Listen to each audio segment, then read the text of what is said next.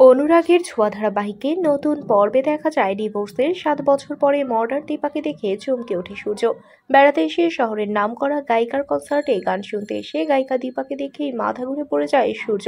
সংজ্ঞা ফিরে পাওয়ার পর চোখ কচলাতে কচলাতে মনে মনে বলে, দীপা এত সুন্দর গান গাইছে। আচ্ছা, এটা কি দীপা? আমি কি ভুল ভাবছি?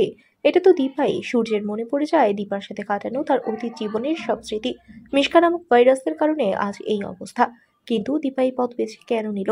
ওর তো আরো অনেক গুণ ছিল, তাহলে এই জগতে কেন পা রাখলো?